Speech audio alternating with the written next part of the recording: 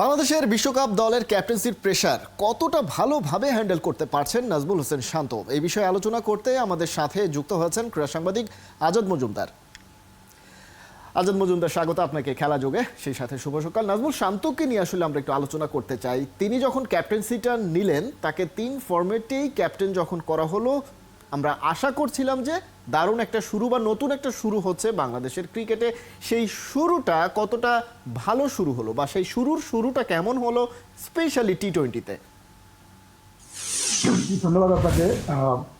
শুরুটা যে খুব ভালো হয়েছে এটা তো বলার সুযোগ নেই, কারণ আমরা পারফরমেন্সে দেখতে পাচ্ছি বাংলাদেশ জিম্বাবুয়ের সাথে স্ট্রাগল করেছে, ইউএস এর সাথে তো হেরেই গিয়েছে।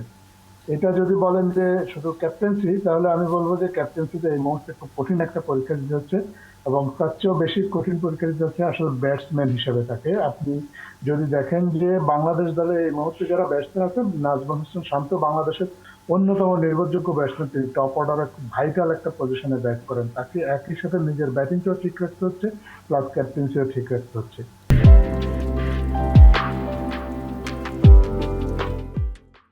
আমরা সাম্প্রতিক সময়ে দেখেছি দুটোর কোনোটাতেই আসলে উনি খুব একটা ভালো করেননি।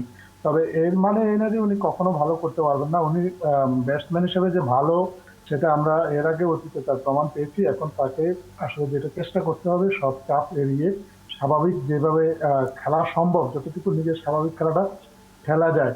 আমরা স্ট্রাইক রেট নিয়ে অনেক কথা বলছি, কিন্তু আমার মনে হয় না যে স্ট্রাইক রেট নিয়ে খুব বেশি উদ্বিগ্ন হওয়ার কিছু আছে, কারণ বাংলাদেশ বরাবরই এভাবেই ক্রিকেট খেলে আসছে। এবং বাংলাদেশের ক্রিকেটারদের আপনি যদি অতীত স্ট্রাইক রেট গুলো দেখেন, তাহলে দেখবেন যে খুবই আহামরি স্ট্রাইক রেট। নিঃসন্দেহে, অর্থাৎ বাংলাদেশের খেলার ধরনটাই এইরকম। সেই স্ট্রাইক রেটের আলোচনায় আসবো, তবে তার আগে জানতে চাইবো যে শেষ 10টা যে টি-20 ইনিংস নাজমুল হোসেন শান্ত খেলেছেন, সেখানে তার 194 রান, মোট এভারেজে 21 এবং স্ট্রাইক রেট 102। এবং সবচাইতে গুরুত্বপূর্ণ যে বিষয়, এই 10 ম্যাচের 7টাই কিন্তু জিম্বাবুয়ে এবং ইউএস এর মতো দেশের বিপক্ষে, অর্থাৎ দুর্বল দলের বিপক্ষে তুলনামূলক অন্যান্য যে টি-20 দলগুলো খেলে এই মুহূর্তে, সেই দলগুলোর এভারেজে। কিন্তু এইরকম প্রতিপক্ষের বিপক্ষেও যখন এইরকম অ্যাভারেজ একজন ক্যাপ্টেনের, এবং সেটা তো 10টা ইনিংস, তো নিশ্চয়ই খুব কম সময় নয়, সেই জায়গা থেকে আসলে শান্তর কাছ থেকে কামব্যাক শান্ত করবে, ভালো করবে, এইটা আসলে আমরা কতটা আশা করতে পারছি? বা একজন পারছে না, তাকে নিয়ে ভিন্ন কিছু ভাবার আসলে কতটা সময় তাকে আমরা দিতে পারছি? ধন্যবাদ আপনার। আসলে আমার কাছে মনে হয় না যে এটা সামর্থ্যের বিষয়, এটা সামর্থ্যের চেয়ে অনেক বেশি মনস্তাত্ত্বিক বিষয় আমার কাছে মনে হচ্ছে। তিনি হয়তো আত্মবিশ্বাসের ঘাটতিতে ভুগছেন, কারণ যে দলগুলোর সাথে উনি রান পাননি, সেটা আসলে খুব অস্বাভাবিক। কারণ উনি এর আগে কিন্তু বড় দলের বিপক্ষে রান করেছেন, রান করে আমাদেরকে দেখিয়েছেন। ইংল্যান্ডের মতো দল, যারা বিশ্বকাপ চ্যাম্পিয়ন, তারা বাংলাদেশে এসেছেন, তাদের বিপক্ষে পরপর দুটো ম্যাচে টি-20-তে শান্ত 50 করেছেন।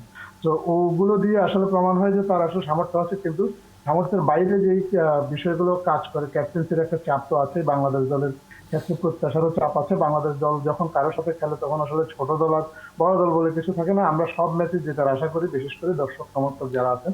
ইউএস এর সাথে যেমন জেতার আশা করি, তেমনি ইংল্যান্ডের সাথে জেতার আশা করি। এই ধরনের মানসিক চাপ, তারপরে নবীন একটা দল, যেখানে আসলে একটা সময় আমাদের বেশ কিছু অভিজ্ঞ খেলোয়াড় একসাথে ছিল, তারা কেউ না কেউ দলকে সাপোর্ট দিতেন এবং টেনে নিয়ে যেতেন। সেই সাপোর্টটাও তার পক্ষে পাচ্ছে না। এরকম একটা সময়ে আসলে সবকিছু সামলে নিয়ে ভালো খেলা খুবই কঠিন। কিন্তু নাজমুল হোসেন শান্ত চেষ্টা করছেন, এবং আমরা দেখেছি তার সেই সামর্থ্যটা আছে। এখন এই মনস্তাত্ত্বিক চাপটা তিনি আসলে কিভাবে এড়িয়ে যাবেন, কিভাবে এটাকে ওভারকাম করে তিনি তার স্বাভাবিক খেলাটা খেলতে পারবেন এবং দলের অন্য সদস্যদের কাছ থেকেও স্বাভাবিক খেলাটা বের করে আনতে পারবেন, সেটা তাকে ভেবে বের করতে হবে। এবং তার হাতে যে খুব বেশি সময় পাওয়া যাবে তাও নয়, খুব সামনে সময়ও বেশি হাতে নেই। কিন্তু আজাদ মজুমদার, আপনি বারবার বলছেন যে ক্যাপ্টেন্সির একটা প্রেশার রয়েছে, সেই প্রেশারে আসলে চিড়ে চ্যাপটা হচ্ছেন শান্ত। কিন্তু শান্তকে বারবার এই প্রশ্নটা করাও হয় যে আপনি ক্যাপ্টেন্সিটা নিয়ে প্রেশার ফিল করেন কিনা। তিনিও বারবারই বলেন যে কোনো প্রেশার আমি ফিল করি না, ব্যাটিংয়ে সেটার কোনো প্রভাব পড়ে না। এবং আমরা দেখেছি যে ওডিআইতে তিনি যে ম্যাচগুলো খেলেছেন ক্যাপ্টেন হয়ে, সেখানে তার এভারেজ 50+, যেখানে তার চেয়েও কম গড়ে তিনি যখন ক্যাপ্টেন ছিলেন না বা ক্যাপ্টেন্সি ছাড়া ব্যাটিং করেছেন, সেখানে তার এভারেজ কম। অর্থাৎ ক্যাপ্টেন্সি যে তার প্রেশার হয় না, সেটা তার ওডিআই এভারেজ দিয়ে বোঝা যায়। আবার তিনি নিজেও সবসময় বলে থাকেন স্ট্রংলি যে ক্যাপ্টেন্সিটা তার জন্য প্রেশার হয় না। টি-20তে এসে এমন কি হলো যে ক্যাপ্টেন্সিটা নেয়ার পরে তার গড় রান এবং স্ট্রাইক রেটও একেবারেই তলানিতে চলে গেল? আসলে ওডিআই এর ক্ষেত্রে আমাদের দলের অধিনায়ক যিনি হন তাকে একটু রিল্যাক্স থাকার সুযোগ থাকে, এই কারণে যে আমাদের দলটা ওডিআই তে তুলনামূলকভাবে ভালো এবং আমাদের যে খেলার যে ধরন সেটা ওডিআই এর সাথে সুইট করে, যে কারণে ওডিআই তে আসলে এতটা চাপ পড়ে না। আমি জানি ওডিআই খুব বেশি ম্যাচ খেলাও হয় না, অল্প যে ম্যাচগুলো খেলা হয় সেগুলোতে আমরা কিন্তু অতীতে দেখেছি যে আমরা আসলে ওডিআই তে অতটা খারাপ দল নই যতটা আসলে টি-20 তে এবং টেস্টে। আর টি-20-র ক্ষেত্রে আমাদের বিশেষ করে আমাদের টপ অর্ডারে তো আসলে সেই মুহূর্তে এই মুহূর্তে আসলে সেভাবে স্টাবলিশ কোনো ব্যাটসম্যানও নেই যে যিনি প্রথম বল থেকেই হিট করতে পারবেন এবং আসলে দলের চাপটা সরিয়ে নেবেন।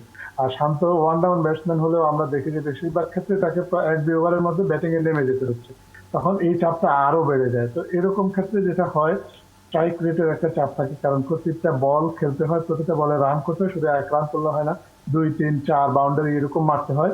এটা একটা আছে, প্লাস পাওয়ার প্লেতে আমাদের একটা মৌলিক কিছু দুর্বলতা আছে, মুভিং বলে আমাদের সব ওপেনার এবং টপ অর্ডার ব্যাটসম্যানেরই সমস্যা আছে, আমাদের ব্যাটিংটাও ওয়ান ডাইমেনশনাল, শুরুর দিকে বেশ কিছু লেফট হ্যান্ডেড ব্যাটসম্যান ইত্যাদি নানাবিধ সমস্যার কারণে আসলে টি-20-তে চাপটা অন্য ফরম্যাটের চেয়ে কিন্তু পার্টিকুলারলি কিন্তু আজাদ মজুমদার, এরকম একটা আলোচনা আছে যে আমরা তো বলছি যে বাংলাদেশের টি-20তে শান্ত অফ ফর্ম যাচ্ছে, শান্ত খেলতে পারছেন না, ক্যাপ্টেন্সির প্রেশার, অনেক কথা বলা হচ্ছে টি-20 শান্ত টি-20 ব্যাটিং নিয়ে, কিন্তু এরকম একটা আলোচনাও আছে যে শান্ত আসলে কখনোই টি-20 ম্যাটেরিয়াল ছিলেন না।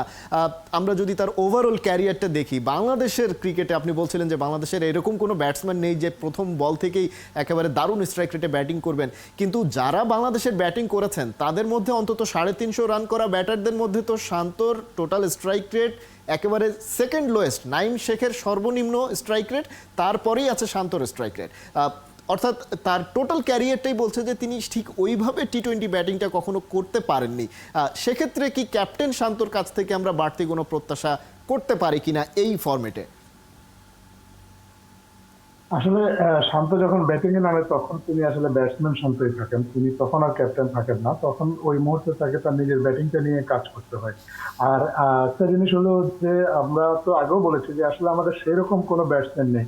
আপনি নাইম শেখের আলোচনায় আসছেন, আমার কাছে মনে হয় নাইম শেখের চেয়ে শান্ত অনেক বেটার ব্যাটসম্যান, এই কারণে যে শান্তর স্ট্রোক মেকিং অ্যাবিলিটি অনেক বেশি।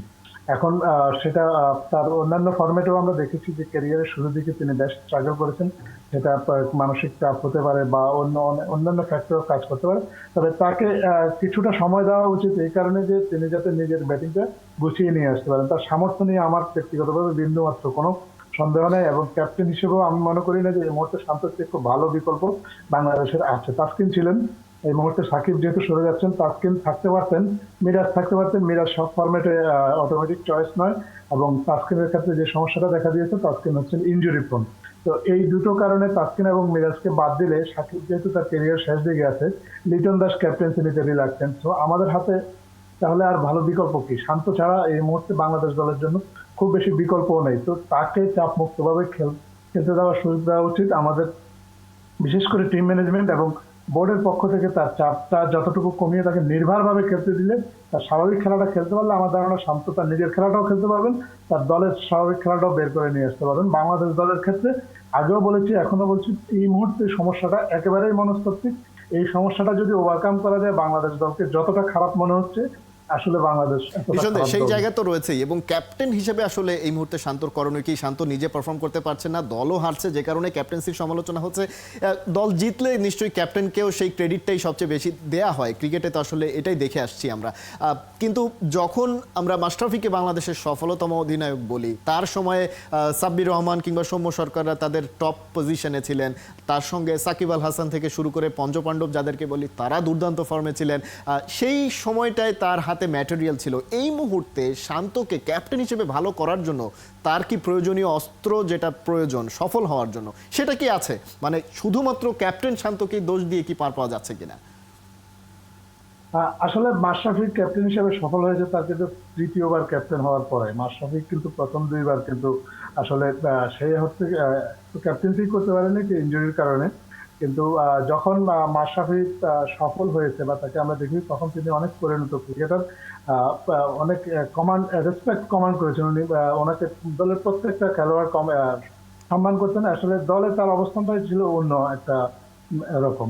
আমি বিশ্বাস করি যে শান্ত নিজেকে সেরকম একটা অবস্থানে নিয়ে যেতে পারবেন।